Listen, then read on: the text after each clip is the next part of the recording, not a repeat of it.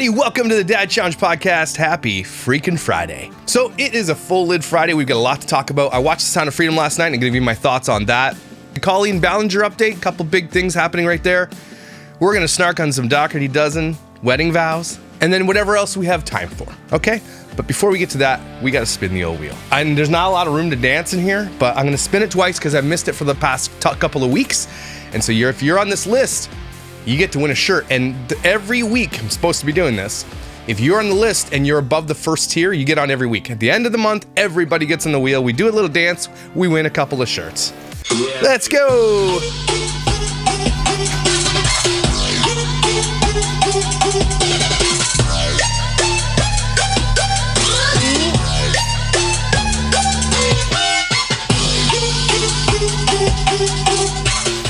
K-bombs, nice. Let's do it again. Yeah, baby.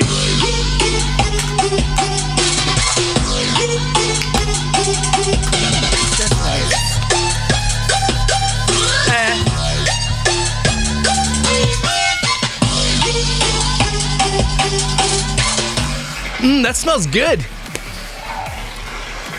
Leather and brandy. That's a good one. My wife bought me that. Lisa Sundstrom. Lisa Sundstrom. You guys win. Reach out to Josh at thedadchallengepodcast.com with your shirt size and address, and I'm gonna hook you up. Otherwise, let's get to it.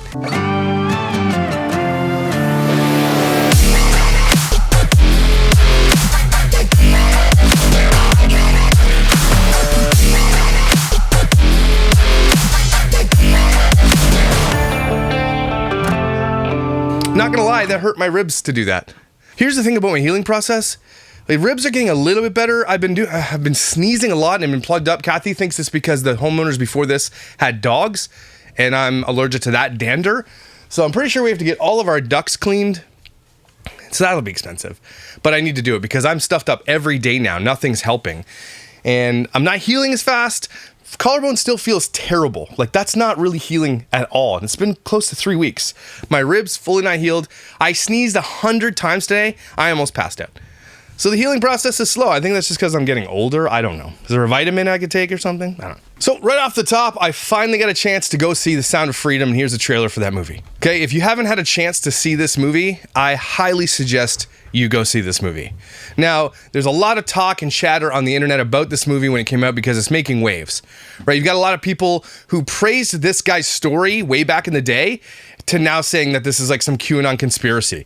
I don't understand the argument for that because it's literally just a movie, obviously that has taken some embellishments about this guy who worked for a department catching pedophiles. That's what his job was. And one of the things that struck me about Tim Ballard's story is that he says he caught something upwards of 220 or 250 pedophiles when he was talking to one of his partners when they did this one raid on this one guy. They found a bunch of stuff in his house and it like breaks your heart. One of the things that struck me about this industry, I call it an industry because it is. There's an industry for CP and those disgusting people who need to be removed from the earth, who partake in it and who steal children and who buy the content, right? And those who have to fight it. What we often don't talk about is those guys who have to fight it, they also have to look at it. You have to look at this evidence and things that when they're inputting in the files and they're talking about what's in the file, he has to watch it, type up what's in the thing, and then like that's gotta hurt, right? That's gotta be really bad. And so the whole premise of the movie was Tim was like, look, man, I this is destroying me. And he went to his boss and he says, look, there's this one kid that they ended up, I don't want to give too much away, but he ended up tricking this one showmo into like setting a meeting up to get him a kid. Like he wanted to take this to the next level, even though that wasn't his job, right? And he ends up saving a kid. Right? And that changes everything for him. At one point in the movie, his partner says, I can't do this anymore. And he like walked away from it. He's like, I can't. He sees these images probably can never leave your brain. And that's got to mess you up. Okay. It's not only like a movie that you watch like this messes you up. Okay. Even the movie messes you up. Imagine seeing it in real life and really not being able to do much about it because of the red tape that you have to go through. These policing industries that have to police this, they're severely underfunded. I think there's something I heard in California that they're taking it away from this list that like made it a priority that's no longer a priority. There's nobody's taking it seriously. That's the problem. So that was a big striking moment in the movie. He tells his boss, he's like, everything is broken and the only way to put it back together is let me go save this these kids. Let me go save them. Give me an opportunity. And so his boss gives him an opportunity to go out to Mexico and figure out what he can do to save some kids. The whole movie is really a bit of reality of what's going on. These kids are taken. Often they're tricked. Often they're just stolen. Sometimes they're sold by the parents into this industry. And so that's the one thing that stood. So the movie's basically literally about, this is the reality of it. And this is just one of those stories of these guys that have to deal with it. Jim Caviezel comes on at the end and says, look, it's not about me. It's not about Tim Ballard. It's about the kids. And it really is. But at the same time, it's really about the industry that's being overlooked. I think I heard an interview with Tim Ballard or one of the guys, the directors of the movies or something like that, that said, for every 5 drug enforcement agents, there's one agent trying to figure this out. So for every 5 people fighting drugs, there's one fighting true human trafficking. It's not enough. And so what you're doing is getting these industries that aren't vigilante justice or anything, but they're operating within the law, but they're getting billionaires and everybody else to fund these things and to do it. One of the characters in the story was an ex-guy who worked for the Medellin cartel, I think it was. And he spends his life now helping these kids. That's what he does. And that's his penance. Great story. Really, really good. Really hard to watch for some parts of it. They don't get super graphic with anything. Jim Caviezel does a great job too. Does make you cry. I mean, it's really, really, really, it hits you hard. It really hits you hard. And for me, someone like me, that type of person that I am, I'm like, what can I do? Like, why are there not, and hear me out. I know this is just me in shower thoughts, okay? This is what I do in shower thoughts. What's stopping a bunch of rich people from hiring a bunch of mercenaries or ex-mercenaries that work for the military, going into these lawless areas and just taking care of themselves? What's stopping people? And who's to say it's not happening? A lot of these people who run these operations are Christians, so they can't really just do that. But I think you're going to see this type of thing. If this movement increases the way it is, you're going to see a bunch of vigilante things. For me, it's like, why don't you just go in and just do what you got to do? Right? Someone, I don't know if it was my son or somebody, said something about another guy is trying to create another kind of Epstein Island type of thing that has no laws, no anything like that. And I'm like, good, let him try. Because if there's no laws on that land, then there's no laws from people going there and taking care of business, is what I'm saying. There's nothing more atrocious, in my opinion, on earth of human sin than stealing and hurting children. Okay, there's really nothing more atrocious. Family vlogging and the exploitation of children is in that spectrum, but it's very low on the spectrum, okay? In the grand scheme of things, kids who are kidnapped and sold into sex trades, they have it way worse. Let's be real. But it's exploitation nonetheless, which is why I'm talking about this. But if this is the truth, but we know that this is the truth. We know that this is happening.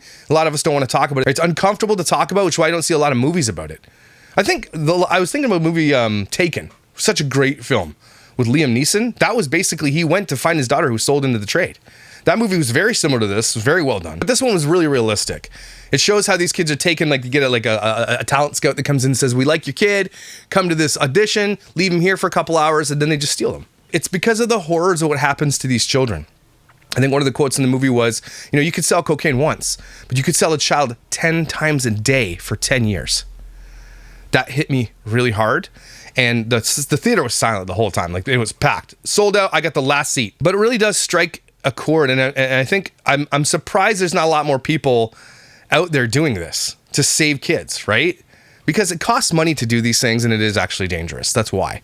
But in the movie, you get this guy who he's publicly funded by, or he's funded by a billionaire who wants to help people too. I'd like to see these effing rich ass people do, like Elon Musk and Jeff Bezos. All these people have more money than they'll ever know what to do with or ever be able to spend in their entire lives, right? It's to fund organizations that do this, right? You got Bill Gates out there buying up more farmland than God himself owns. Okay, you've got him doing really great things with his money too. He's building machines over in Africa that does wastewater and stuff. There is great stuff that these guys do. I'm not saying that they don't do this, but wouldn't it be great if a bunch of rich guys just got together and created literally an army of these types of dudes that go save these kids? You can operate within the laws of the lands, or you can operate not in the laws of the land. I don't really care how you operate, as long as kids get saved. And I'm thinking that, like, all these guys with tons, billions and billions and billions and billions of dollars. And there's all these ex-military people who are willing to do something like that. A lot of them are being hired to go overseas and work and protect famous people and protect politicians and everything else. Why not just get these guys to go do what they're good at and go rescue some kids?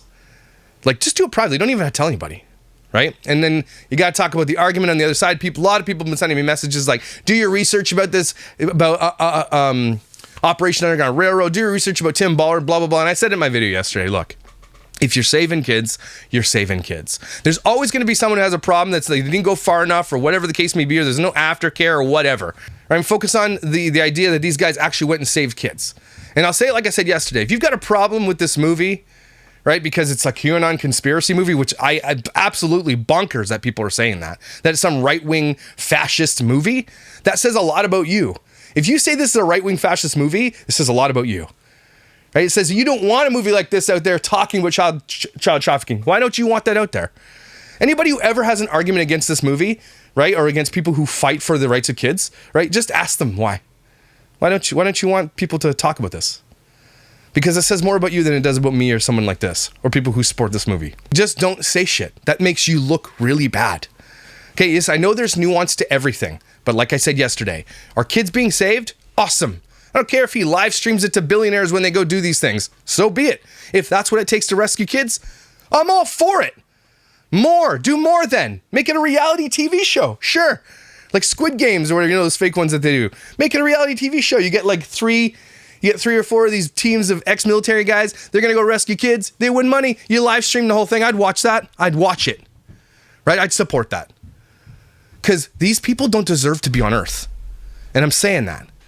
If you steal kids, if you buy children, if you do this to kids, you don't deserve to be here. There's not a fate that is bad enough for these people. People who hurt children, hell is the only place that they belong. They don't belong on Earth. I don't want to breathe the same air as these people. You understand me? This movie just set that tone again for me. And I'm like, man, these people they don't need to be here. But at the same time, you walk away with this like huge, deepening gaping hole in your heart that says we are evil as people, and this is never going to be solved. That's another thing this movie does. There's really no hope after it. You're like, unless people really step up and do something big. But Jim Caviezel says at the end, there's this little thing he says. He's like, this movie could be that catalyst. This movie could be that change. These kids could be that change. Because the story is about these brother and sister, and it's a true story. These kids could be the reason this all changes. However you need to do it. I don't care if you need to do it for profit, whatever, for fame, for glory, for whatever. If you're saving kids, do it. I don't care how it's done. I don't care who does it. So people who have a problem with that really need to check themselves. And there are so many people who have a problem with that. This movie has gotten so much flack and heat from mainstream media, specifically on the left, that it makes you really wonder. They're not even trying to hide it anymore. We don't want you talking about child exploitation. We don't want you talking about it. This is something we don't want to talk about. Let's pan over here to this. So this is, there's climate change, social issues, taxes, there's inflation, there's all this shit going on. Aliens. I don't care. This makes all those things seem like nothing. And because of bureaucracy and governments and everything else, it's so hard to fight. So I'm trying to think, you know what? Maybe it's time for another solution. And maybe we'll never know about that other solution because it's likely going to be not the laws of the land that these people are following. Apparently, the USA is one of the main consumers of the child sex trade. Consumers. They take them from kids all over the world and they bring them into the US. And it's kind of probably happening in every major city, everywhere you go. And so it's just going to take a bunch of rich billionaires and a bunch of really smart individuals and some badass ex-military guys to create some kind of alliance that's like, let's stop this. And it really, really speaks volumes too that Disney had this movie, I think, for a few years. They went through every single platform to try to get it out and nobody would take it. And then Disney tried to shelve it. So I'm sure we're going to see that come out more and more about what's going on. Why are these industries trying to hide this? Why are there people out there like Rolling Stone praising the movie Cuties? And there's tweets like this praising Cuties. And then there's tweets like, oh, it's QAnon. Who cares if it's QAnon? I don't even know what QAnon is. I've been accused of being QAnon or whatever that is or whatever. I don't even know what QAnon is, okay? But I've been accused of it. Is QAnon like people who don't like trafficking of children? Because if that's the case, why is that a bad thing? What is it about QAnon? Like people are like, it's a negative thing, like against the Epstein type of thing. So I don't care what it is. If it takes QAnon people to save kids, okay, I don't give a shit, man. Save the kids. That's it. If I was a billionaire, millionaire, I would definitely be throwing big money behind this somehow. Because if nobody's doing enough. If there are over 2 million kids trafficked per year, That is insane. And these people who do this, man, are the lowest forms of life and don't deserve to be here. I think you'd agree. So that's my take on The Sound of Freedom. I think you should go watch it. At the end, you can scan a QR code. You can gift some tickets. If you can't afford to see it, you can go to the Angel Studios thing and get tickets. People are paying for tickets for other people. Don't let money stop you from seeing this film. Okay, go see it. It's not even been released internationally yet, and it's already making huge money. It's being sold out almost every night. It's not playing in a lot of theaters, which is why it's being sold out. And that was probably just because they didn't have the money to afford bigger theaters. You're going to see this play on Twitter soon. You're going to see it play in churches everywhere. Go see this movie, whatever it takes. Because you need to have that in your brain. Because we need to be aware of this thing. That's one of the most important things that no one wants to talk about it, but now we're talking about it. And the elites don't want you talking about it. And it's very clear to the news coverage of this who doesn't want you talking about it. Go see the movie. Jim Caviezel, that guy's dope. I love that guy. All right, so Colleen Ballinger update. I know as I released my video a couple of days ago, that day everything kind of went down. The tour is officially canceled. I think the venues don't want the smoke. They don't want people protesting. They don't want people going in there and causing a problem, starting fights. And so the venues are just like, it could be the venues or it's Colleen's just like, I don't want that. Colleen doesn't want to be out there shouted at, thrown at stuff on stage. This got way blown up since her last show to now. I know that she's scared that something's going to happen at a meet and greet or something like that. And I don't ever advocate, like Colleen doesn't deserve to be hurt or stalked or anything like that. She just go away. That's what people are asking, right? But I'm pretty sure she was feared for her safety is what's going on. This thing has spread like wildfire. Of all the cancellations, I haven't seen a cancellation like this since Micah Stauffer. And that's saying something. So Colleen's tour is canceled. That's her money gone. Has to refund all of it. She probably has to pay deposits on all the places that she booked. She's lost tons of money on this. Also, a lot of people have been messaging me about Colleen Ballinger copywriting the song. She released it on iTunes. I'm not sure if she did or not, but there's a lot of chatter that she released the song through Bandcamp or whatever, so it could be put on Spotify and iTunes and stuff like that, so that when you put a song in those companies, they retroactively flag everybody that has used that song and copyright claim it. Like they have this channel. When it comes to YouTube, I can use anybody's YouTube content and it's fair game, right? But if you cannot use television shows, some can, I don't know how they get away with it. You can't use television shows that aren't created on YouTube. You can't use music that's copyrighted. They go hard on that. The music industry is like a throat chokehold on YouTube. This is, don't ever use our music. We're being paid for it, right? And so what she does is she tried to go through that channel, allegedly, so that anybody who used it, like I think Ethan from H3 said they got a strike and then they fought it because Colleen's team released it. Now it's not clear whether or not someone else uploaded the song and that was all going, because that happens automatically once you upload a song and it's available for streaming. It will attack anybody that has used your song. Even my own, I played my own song on my own channel and I got copyright striked by myself. And I had to reach out to Bandcamp and say, that's me, stop it. And then you have to go through all these channels. So they do it automatically. That's a service that they provide. I think that she did it on purpose to see what would happen. And I think you're going to see a lot of people possibly go that route. I don't know.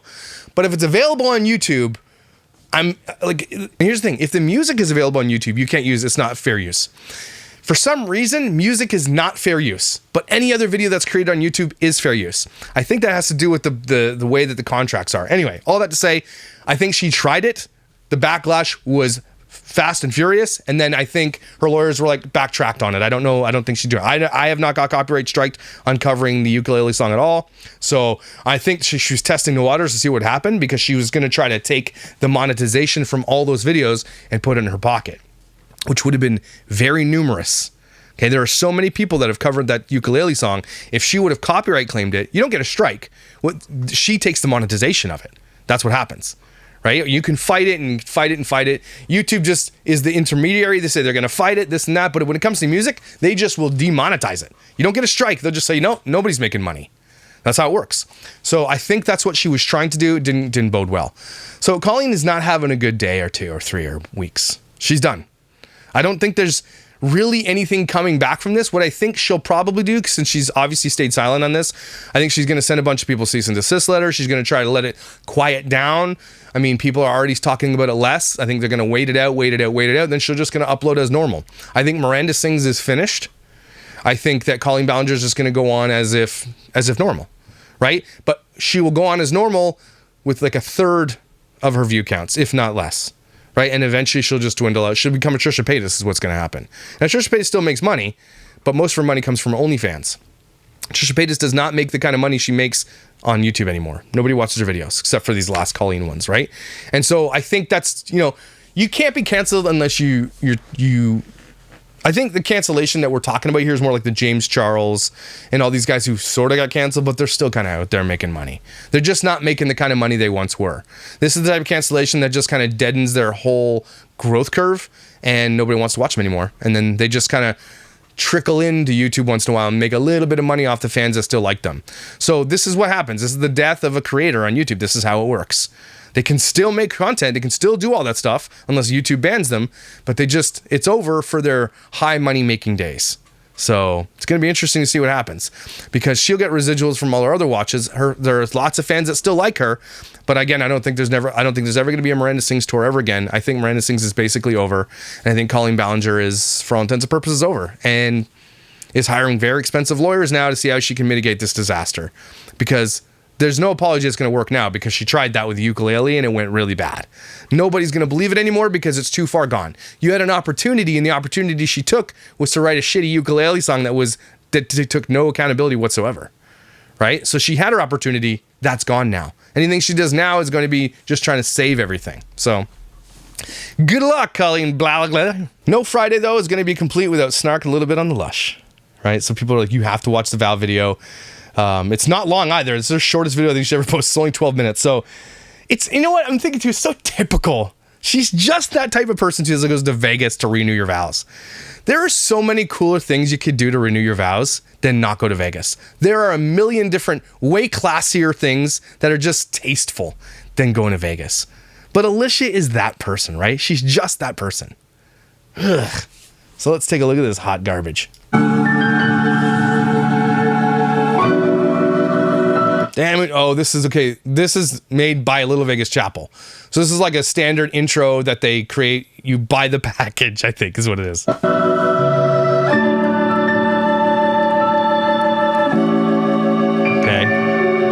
Really? It's so tacky to me. I'm sorry. It's so damn tacky. Then they just cut it. Okay, here we go. There's the white sandals from everybody, and they're all on their phones. On their phones. James in the back's like, yo, what's up?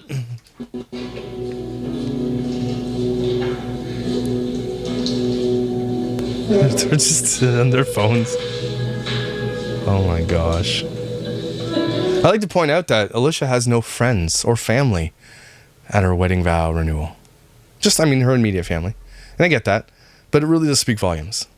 Why not do this back home with something special? Get a big old tent, have a barbecue, and do something awesome. Bring all the friends and family out. Because you know why? Because she doesn't have any. Nobody wants to be there. Let's give her a big hand.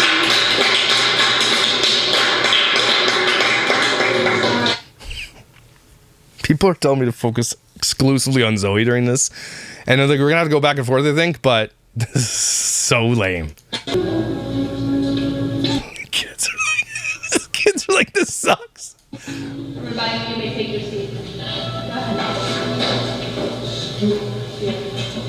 That is a great honor and great privilege for me to be here and be part of your special day. Congratulations. Let's give one another hand, everybody. Stop giving hands to everybody.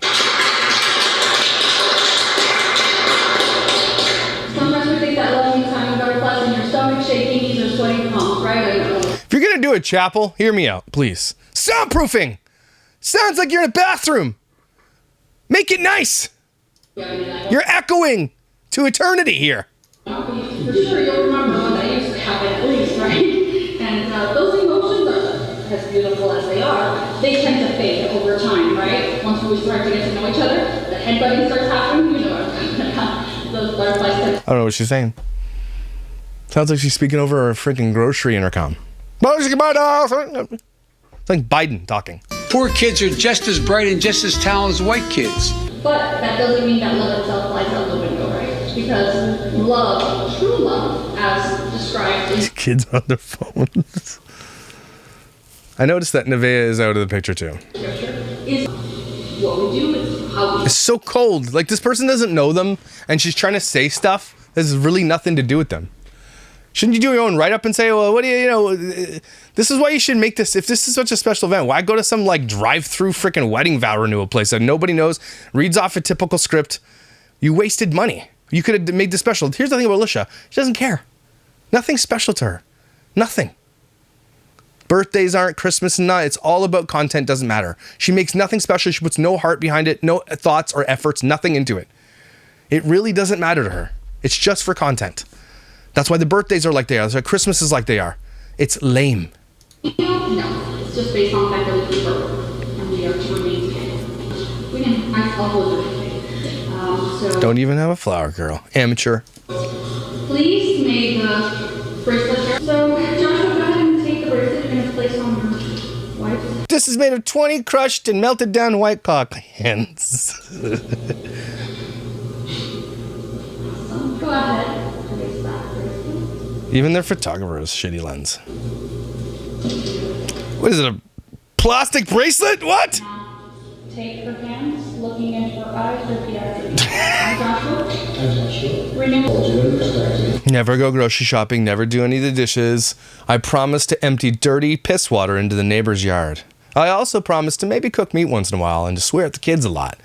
I also promise that I'm not going to be here and I'm not present at all in any of these kids' lives. I also promise to come home late from school a lot. And be there for you. So help me God. For richer or for poor. In sickness and in health. In exploitation and dirty disgustingness. I promise. Yeah, that's what I Return. Here's your silicone bracelet. Silicone bracelet. So weird to me. Did they just get it at like the casino or something? What is it? Not even a Cartier or something? Come on. If you're renewing your vows at 20 years, and I know a lot of people do this, get something. Like you deserve, especially your wife, man. 20 years dealing with you? Your wife deserves something, okay? Diamonds and gold and whatever. Something flashy. That's what I'm saying.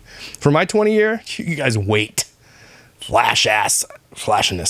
And she's not into that stuff. But it's going to be good. Did you tie a double knot? I can't get it out. Just got to get scissors.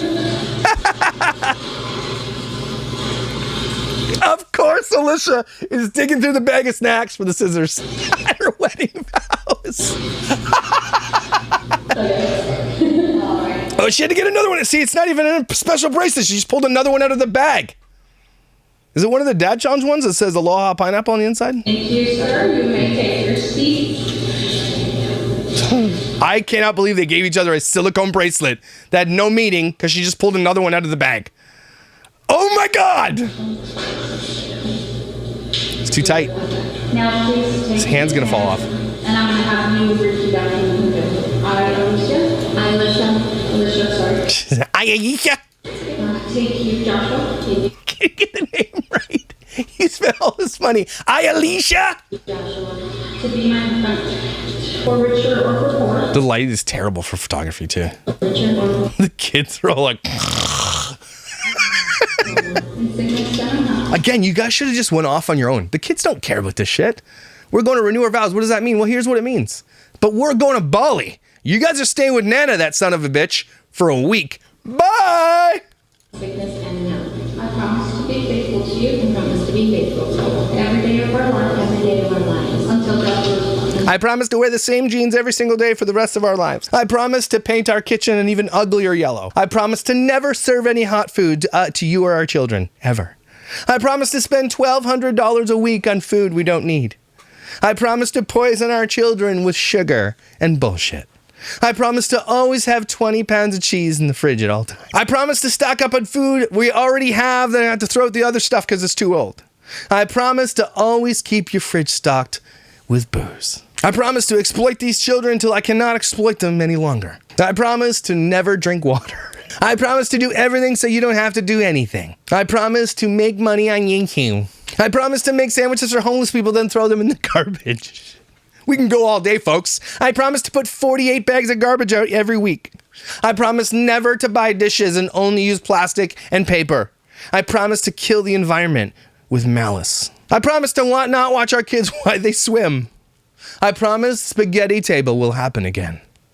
I promise our chickens will always be fat. I promise to never make a special occasion good because I'm always filming it. I promise Auntie Lauren will stay in Australia, we hope. And I promise to never call Nana a son of a bitch.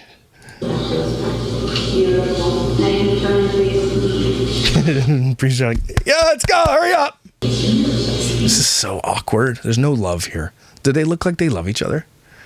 They're like, oh, that was fun. Good for content. That's so weird. Don't do this then. Don't.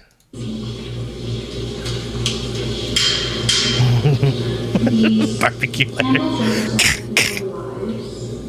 Light it! Hurry up! How long does it take to light a candle? So you think marriage is all happy? No, their marriage isn't even this. They're together for cash. Like Josh isn't gonna leave her stranded with 12 kids.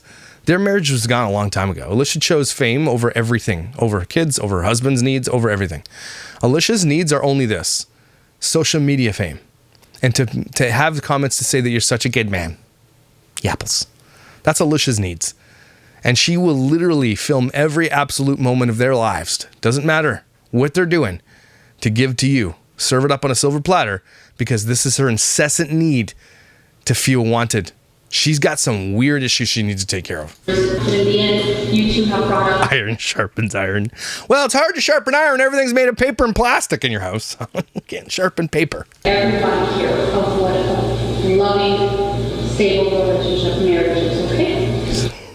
Let you guys be did she just say, let your marriage be a stable example of what a good relationship is? Okay. Apparently you haven't seen the Dougherty dozen there, lady. Do your little research. Here's your bouquets. These vows, these promises, One compliment I'm going to give her here is this is the only time you should be having matching stuff. The kids look fantastic. The sandals are a little bit much, and some of them have them on the wrong feet and everything else, but I love the red rose with the white. Looks good. Josh could have wore pants, but whatever. It's Josh, right? Tucked a shirt in, put a belt on. I don't know, make it look a little bit better. But I'll give a compliment. This is the best they've ever looked. This was a good choice. I hope you continue this as you have done so far. Don't continue what you've done so far. Change and get better. That's what Vows should be. Change and get better. You've been at this 20 years. You got another 20, 40, 50 years to go. Here's your halfway mark. Fix the shit that you're getting wrong. Get that shit done. Have a happier 20. These kids believe anything that's happening. None of them are paying attention. The only one's paying attention here is Zoe, and he's like, what is she saying? Does she even know these people? Kids, like, we're like 10 minutes in and the kids are done, man. They're like, let's go. They're like, they've slowly fallen apart. Maybe I'll put I'm gonna put a time lapse in. I'll put a little bit of shadow where you can't really see them because you can't see the kids anyway. But I'm gonna put a time lapse and show you the degradation of the kids, their behavior. It's gonna be hilarious to watch. And that's every kid, not just their kids. I'm telling you, that's every kid.